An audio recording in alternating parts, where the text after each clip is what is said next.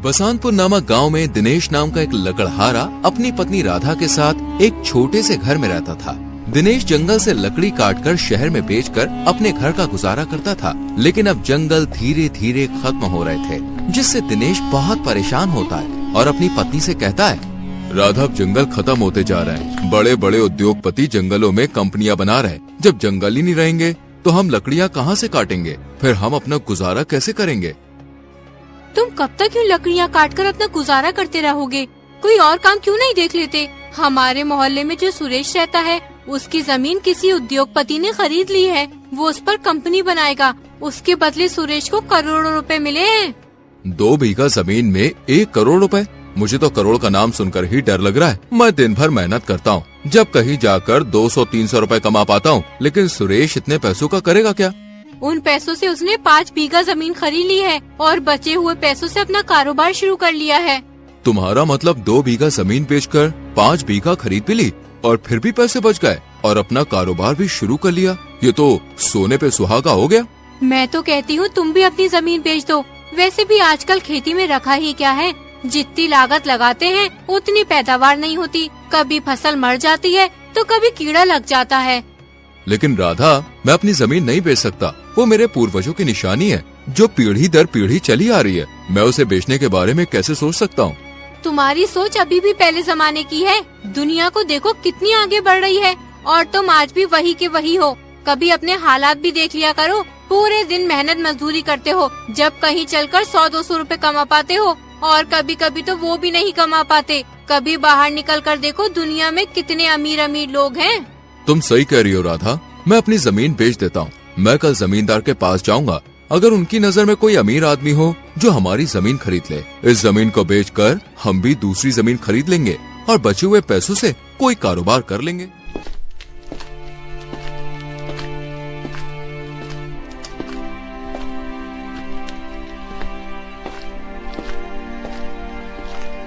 अगले ही दिन दिनेश जमींदार के घर पहुंच जाता है और जमींदार से कहता है, जमींदार जी, मुझे आपसे कुछ काम था। दरअसल मुझे अपनी जमीन बेचनी है। अगर तुम्हारी नजर में कोई आदमी हो जो मेरी जमीन खरीद सके तो आप मुझे बता देना। तुम कौन सी जमीन की बात कर रहे हो? मालिक, वही जमीन जिसको गिरवी रखकर मैं तुमसे पैसे ले गया था। मालिक, अब लकड़ी का काम तो बचा नहीं, इसलिए सोच रहा हूँ जमीन बेचकर कोई कारोबार कर लूंगा। जमींदार अपने मन में सोचता है कि दिनेश की वो जमीन तो बहुत महंगी है, लगभग 3 करोड़ की। अगर वो जमीन मेरे हाथ लग जाए तो मैं तो मालामाल हो जाऊंगा।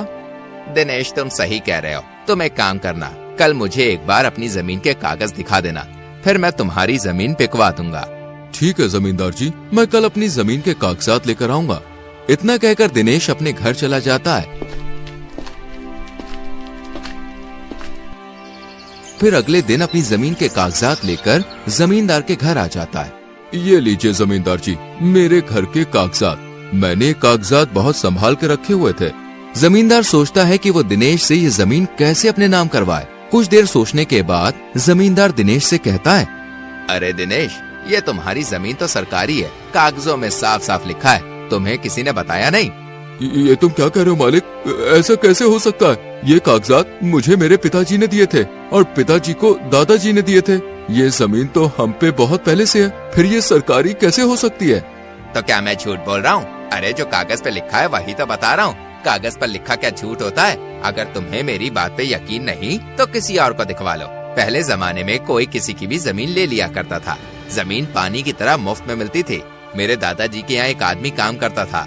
वो दादाजी की बहुत सेवा करता था, इसलिए दादाजी ने उसे 50 बीघा जमीन यूं ही मुफ्त में दे दी थी। अगर आज वो जमीन हमारे पास होती तो भाई कम से कम 100 करोड़ की होती। पहले जमाने में किसी को क्या पता था कि ये सरकारी जमीन है या किसी और की। तो जमींदार जी, मुझे अब क्या करना होगा? ये जमीन मेरे नाम कैसे होगी? आप कैसे भी करके ये जमीन मेरे नाम करवा दीजिए। सरकारी जमीन किसी के नाम नहीं होती, उस पर सिर्फ सरकार का ही हक होता है। अगर किसी और को पता चल गया कि तुम्हारी जमीन सरकारी है तो वो सरकार को बता देगा और फिर सरकार तुम्हारी ये जमीन तुमसे छीन लेगी। इसलिए किसी को भी अपनी जमीन के बारे में बताना मत और ना ही किसी को कागज दिखाना, वरना तुम्हारी जमीन तुम्हारे हाथ से निकल जाएगी। जमींदार जी, अब क्या होगा? मुझे तो कुछ भी समझ में नहीं आ रहा, आप ही कुछ बताइए। वैसे तो मैं इन सरकारी मामलों में पड़ता नहीं हूँ, लेकिन तुम सीधे आदमी हो, इसलिए मैं तुम्हारे लिए एक काम कर सकता हूँ। तुम्हारी ये जमीन मैं ले लूंगा, लेकिन मैं तुम्हें इसके केवल 10 लाख रुपए ही दे सकता हूँ, क्योंकि सरकार को जब भी पता चल गया तो वो ये जमीन मुझसे छीन लेगी। तुम गरीब आदमी हो, इसलिए तुम्हें मैं 10 लाख रुपए दे रहा हूँ, वरना मैं इस जमीन की तरफ मुड़कर भी नहीं देखता। वैसे भी सरकार एक ना एक दिन ये जमीन ले ही लेगी। मालिक आप सही कह रहे हैं, सरकारी चीज का कुछ पता नहीं, आज है कल नहीं, आप ये जमीन ले लो और मुझे 10 लाख रुपए दे दो। जमींदार दिनेश से जमीन के कागजात पर अंगूठा लगवाकर जमीन अपने नाम करवा लेता है और दिनेश को 10 लाख रुपए दे देता है। दिनेश पैसे लेकर अपने घर चला जाता है।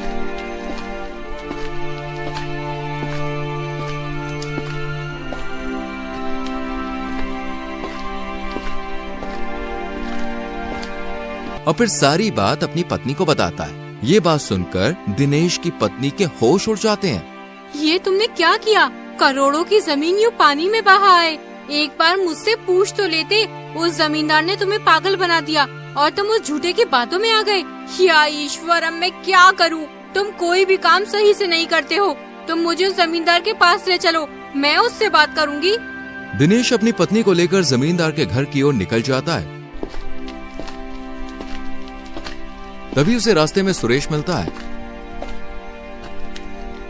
अरे भाभी जी, क्या बात है, इतनी जल्दी में कहाँ जा रही हो?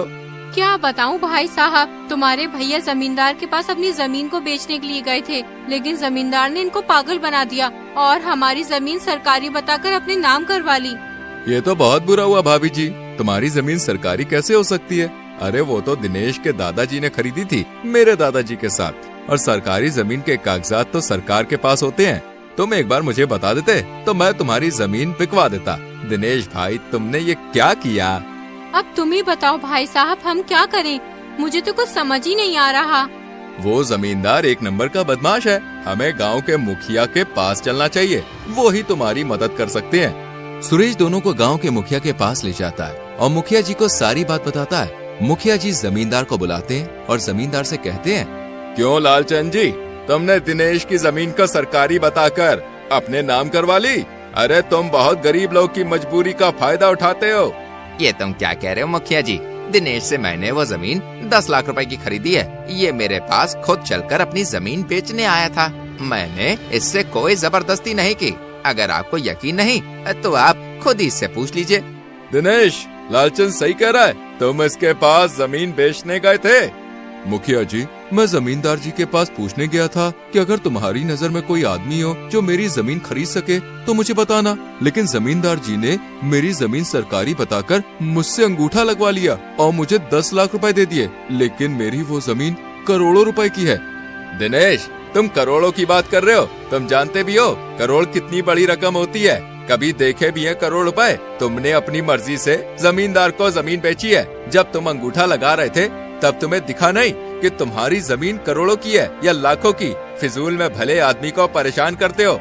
जहाँ तक मैं जानता हूँ, जमींदार जी ऐसा कभी नहीं कर सकते। जमींदार जी एक ईमानदार आदमी है, उन पर आरोप लगाते हुए तुम्हें शर्म नहीं आती? दरअसल गांव का मुखिया भी जमींदार से मिला हुआ होता है, इसलिए वो जमींदार को बचाने की कोशिश करता है। लेकिन सुरेश एक पढ़ा लिखा आदमी होता है। वो मुखिया से कहता है, मुखिया जी, दिनेश एक अनपढ़ आदमी है। जमींदार जी ने धोखेधड़ी से जमीन अपने नाम करवाई है, आप इंसाफ कीजिए। तो अब तुम हमें इंसाफ करना सिखाओगे? तुम देख रहे हो मुकेश ने जमींदार से 10 लाख रुपए लिए, फिर इसमें धोखाधड़ी वाली बात कहाँ से आ गई? मुखिया जी, मुझे लगता है तुम भी जमींदार से मिले हो। अरे तुम दोनों मिलकर दिनेश को लूट रहे हो। मैं तुम दोनों पर आईपीसी धारा 420 का केस करूंगा, जो कि धोखेधड़ी के लिए लगाई जाती है। ये 420 की धारा क्या होती है? अरे मैं इनसे डरने वाला नहीं हूँ, तुम ये बात अपने दिमाग में बैठा लो। मुखिया समझ जाता है कि रमेश एक पढ़ा लिखा इंसान है और अगर मुझ पर कोई केस हुआ तो मेरा मुखिया का पद छिन जाएगा और जो जेल होगी सो अलग। अरे रमेश भाई, तुम ये कैसी बातें कर रहे हो? अगर हमारे गांव की बात कोर्ट कचहरी में जाएगी तो इससे हमारे गांव की ही बदनामी होगी। हम इस मसले को यहीं हल कर लेते हैं। मुखिया जी अपना पीछा छुड़ाने के लिए जमींदार से कहते हैं, जमींदार जी, दिनेश